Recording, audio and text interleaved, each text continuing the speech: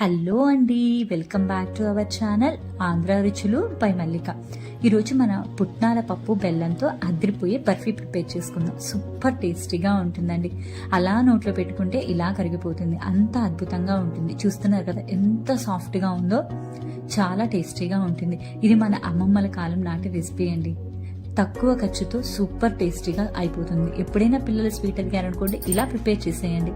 ఇంకెందుకు ఆలస్యం, దీన్ని ఎలా ప్రిపేర్ చేసుకోవాలో చూసేద్దాం పదండి.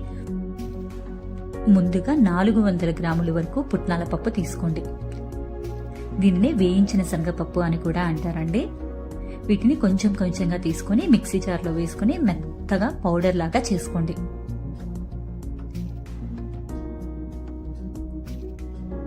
చూస్తున్నారు కదా, ఈ విధంగా సాఫ్ట్ పౌడర్ లాగా రావాలండి మనకి. ఇప్పుడు దీన్ని ఒక మిక్సింగ్ బౌల్లోకి వేసుకుందాం. ఇలాగే పప్పు మొత్తాన్ని కూడా మిక్సీ పట్టుకొని వేసుకుందాం.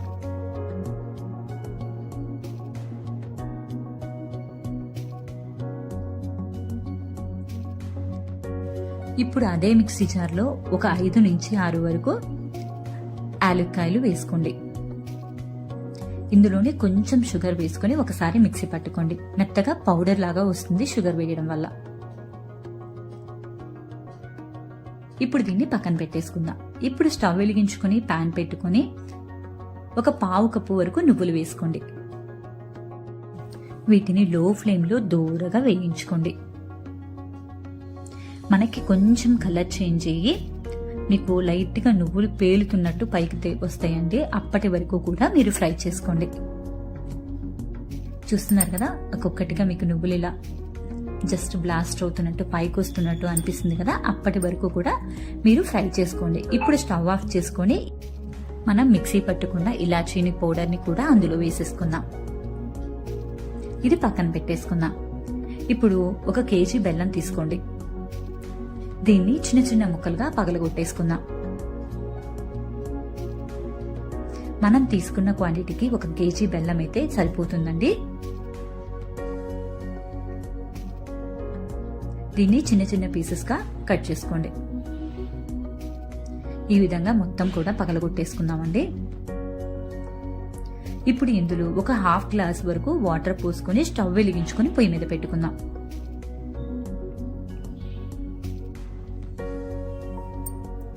మనకి ఇది బాగా లేత పాకం రావాలండి. అప్పటి వరకు కూడా స్టవ్ మీద పెట్టుకొని ఇలా తిప్పుతూ ఉండండి.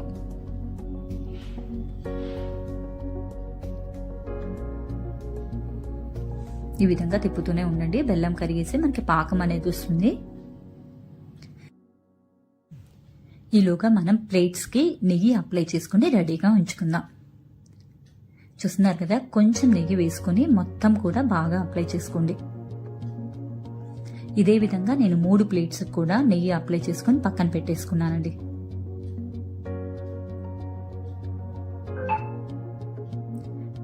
ఇలా నెయ్యి రాయడం వల్ల బర్ఫీ చాలా ఈజీగా వస్తుంది, అతుక్కోకుండా.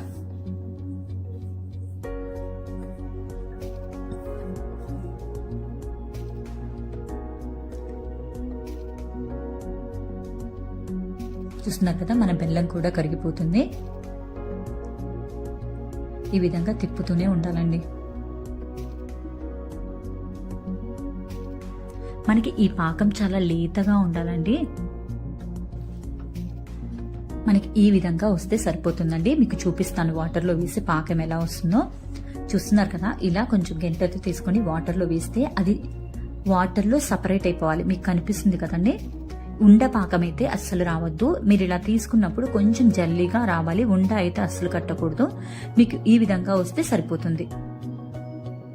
ఇప్పుడు స్టవ్ ఆఫ్ చేసుకుని మనం ముందుగా ప్రిపేర్ చేసుకున్న పుట్నాల పప్పులో నువ్వుల్ని కొబ్బరిని కూడా కలిపేసుకోండి. నా దగ్గర ఆ క్లిప్ వేసి మిక్స్ అయిందండి. ఇప్పుడు ఆ మిశ్రమాన్ని మొత్తాన్ని కూడా ఇలా పాకంలో బాగా ఫాస్ట్ గా కలుపుకోవాలండి. మీరు లేట్ చేస్తే పాకం ఆరిపోయి గట్టిగా వస్తుందండి. సో ఇలా ఫాస్ట్ గానే సాధ్యమైనంత వరకు ఫాస్ట్ గా కలుపుకోవాలి. మీ పక్కన ఎవరైనా ఉంటే కనుక హెల్ప్ తీసుకునైనా కలుపుకోండి. చూస్తున్నారు కదా, ఈ విధంగా బాగా ఫాస్ట్ గా కలుపుకోవాలి. చుట్టూ ఉన్న పౌడర్ ని మొత్తం కూడా లాగుతూ ఈ విధంగా కలుపుకోండి. సాధ్యమైనంత వరకు కూడా చాలా స్పీడ్గా కలుపుకోవాలండి. పాకం ఆరిపోతే గట్టిపడిపోతుంది. ఇది మరీ గట్టిగా ఉండదండి. చూసారు కదా, ఈ విధంగా లూజ్గానే ఉంటుంది. ఇప్పుడు మనం నెయ్యి అప్లై చేసుకున్న ప్లేట్స్ లో దీన్ని ఇలా పోసేయండి. నాకు ఇలా 3 ప్లేట్స్ కూడా వచ్చేసిందండి. ఇది మీకు జస్ట్ 10 నిమిషాలలో మీకు ఆరిపోతుంది కూడా, పర్ఫెక్ట్ గా వస్తుంది. కేవలం 10 నిమిషాల్లో ఆరిపోతుందండి. కొంచెం గోరువెచ్చగా ఉన్నప్పుడే ఇది దీనికి మీద నైఫ్ తో ఘాట్స్ పెట్టుకుందాం. పర్ఫెక్ట్ షేప్ అనేది వస్తుంది. మీకు ఈ విధంగా ఏ షేప్ కావాలంటే ఆ షేప్ లో ఇలా నైఫ్ తో మీరు కట్ చేసేసుకోండి. గోరువెచ్చగా ఉన్నప్పుడే అలా ఘాటు పెట్టేస్తే అది ఆరిపోయిన తర్వాత మీకు పర్ఫెక్ట్ గా ఆ షేప్ లో వచ్చేస్తుందండి.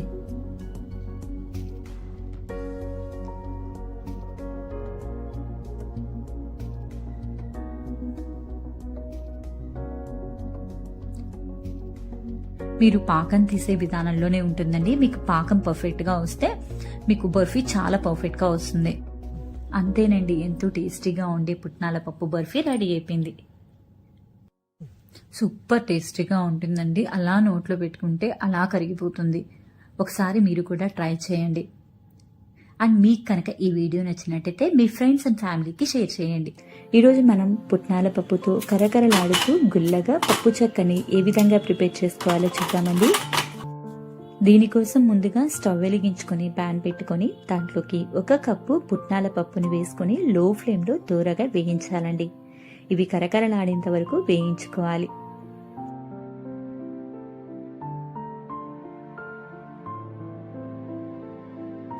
ఇవి కొంచెం వేగిన తర్వాత ఇందులోకి 1 టేబుల్ స్పూన్ ఎండు కొబ్బరి తురుము కూడా వేసుకొని వేయించుకోండి. పప్పు చెక్కలో ఇలా ఎండు కొబ్బరి తురుము వేయడం వల్ల టేస్ట్ చాలా బాగుంటుందండి.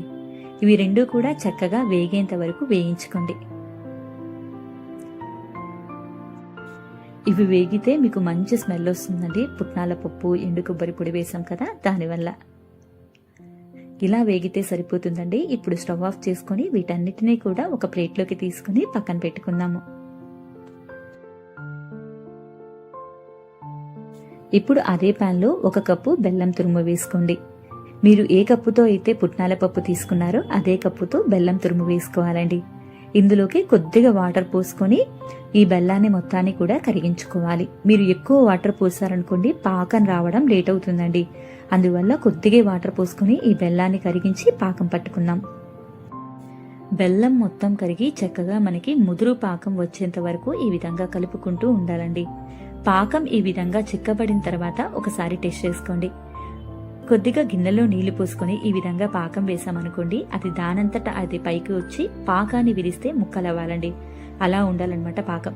చూస్తున్నారు కదా, ఇక్కడ ఇదైతే ఉండపాకం వచ్చిందండి, సాగుతుంది కదా. మనం ఇంకొంచెం సేపు పాకాన్ని పట్టుకుందాం. కొద్దిగా సేపు ఉడికింది కదండి. ఇప్పుడు ఒకసారి పాకాన్ని చెక్ చేసుకుందాం. కొద్దిగా గిన్నెలో నీళ్లు పోసుకొని పాకం వేసుకున్నాం అనుకోండి, అది నీళ్లలో నుంచి సెపరేట్ అవ్వాలండి పాకం. అంతేకాదండి, ఇది గిన్నెలో కొట్టామనుకోండి టక్ టక్ మని సౌండ్ రావాలి. అలాగే విరిస్తే 2 ముక్కలు అవ్వాలన్నమాట. అప్పుడే మనకి పాకం కరెక్ట్ గా వస్తున్నట్టండి. చూస్తున్నారు కదా, ఈ విధంగా ఉంటే సరిపోతుందన్నమాట. ఇప్పుడు ఇందులో 1/4 టేబుల్ స్పూన్ ఇలాచీ పౌడర్ వేసుకోండి. అలాగే చిటికెడంతా వంట సోడా వేసుకోండి. ఇలా వంట సోడా వేయడం వల్ల పప్పు చెక్క చాలా గుల్లగా వస్తుందండి. ఇది కంప్లీట్లీ ఆప్షన్ అండి. మీకు కావాలంటే వేసుకోండి, లేదంటే లేదు. అలాగే ఈ వంట సోడా వేసిన తర్వాత ఈ పాకం మొత్తం కూడా మీకు నురుజుగా ఈ విధంగా వస్తుందండి. ఇప్పుడు ఇందులోకి 1/4 టేబుల్ స్పూన్ నెయ్యి కూడా వేసుకోండి. దాంతో పాటే మనం ముందుగా వేయించి పెట్టుకున్న పుట్నాల పప్పు ఎండు కొబ్బరిని కూడా వేసుకొని స్టవ్ని లో ఫ్లేమ్లోనే పెట్టుకుని స్పీడ్గా తిప్పుకోండి. ఈ విధంగా. ఇక్కడ నాదొక చిన్న సజెషన్ అండి. మీరు మొదటిసారి కనుక ఇలాంటి పప్పు చెక్కలు చేస్తూ ఉంటే బ్రౌన్ కలర్లో ఉండే బెల్లం వాడండి, అది తొందరగా గట్టిపడదు.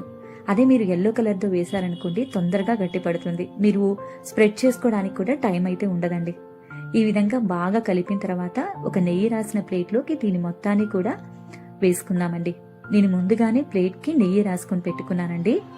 ఈ విధంగా మొత్తం వేసుకున్న తర్వాత ఒక ఫ్లాట్గా ఉండే గిన్నె కానీ లేదంటే ఒక కప్పు కానీ తీసుకుని దానికి వెనుక భాగంలో ఈ విధంగా నెయ్యి రాసుకుని చక్కగా స్ప్రెడ్ చేసుకోండి. వీలైనంత వరకు చాలా పల్చగా స్ప్రెడ్ చేసుకోండి. అప్పుడే పప్పు చెక్క క్రిస్పీగా వస్తుందండి. ఈ విధంగా మొత్తం స్ప్రెడ్ చేసుకున్న తర్వాత చాకుకి ఈ విధంగా నెయ్యి రాసుకొని మీకు కావలసిన షేపులో వీటిని కట్ చేసుకోండి. ఈ విధంగా ఘాట్లు పెట్టడం వల్ల పప్పు చెక్క చల్లారిన తర్వాత మనకి అదే షేపులో వస్తాయండి.